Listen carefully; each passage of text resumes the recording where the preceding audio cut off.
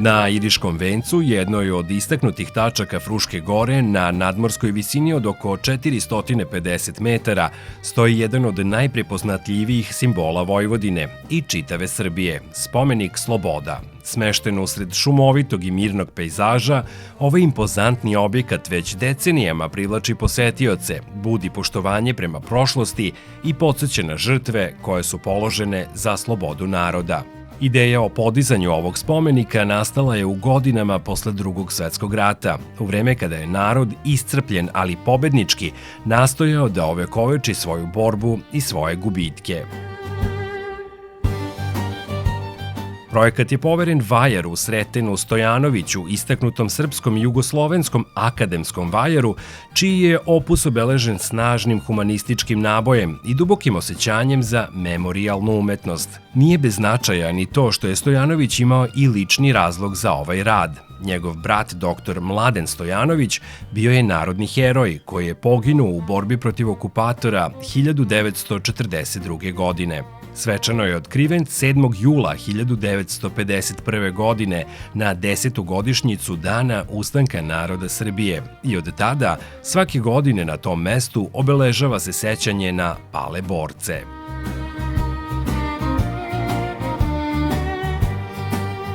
Stojanović je stvorio moćnu spomeničku kompoziciju. Iz poligonalnog postolja uzdiže se visoki obelisk, izrađen od krečnjačkog kamena sa same Fruške gore.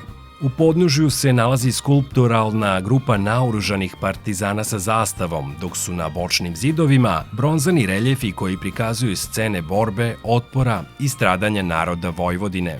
Na samom vrhu obeliska stoji ženska figura sa visoko uzdignutim rukama, oličenje slobode, koje poziva na ustanak. To je umetnost koja ne viče, već govori dostojanstveno i jasno.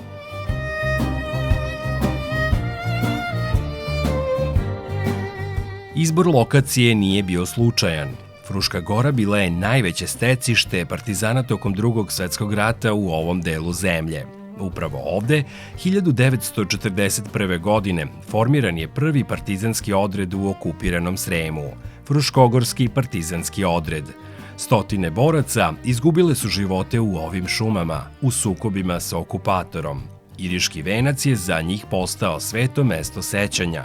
Godine 2019. spomenik Sloboda proglašen je za spomenik kulture, čime je njegovo mesto u nasleđu Srbije zvanično potvrđeno.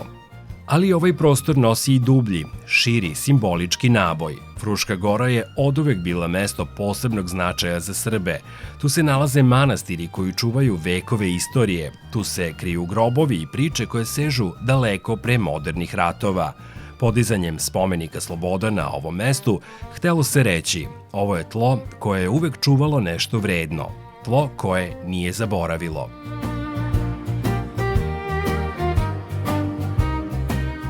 Pogled sa Iriškog venca je nestvaran. Po lepom vremenu vide se i Novi Sad i Dunav i Vojvođanska ravnica koja se gubi u horizontu. Taj kontrast između planinske tišine i otvorene ravnice daje ovom mestu gotovo meditativni karakter.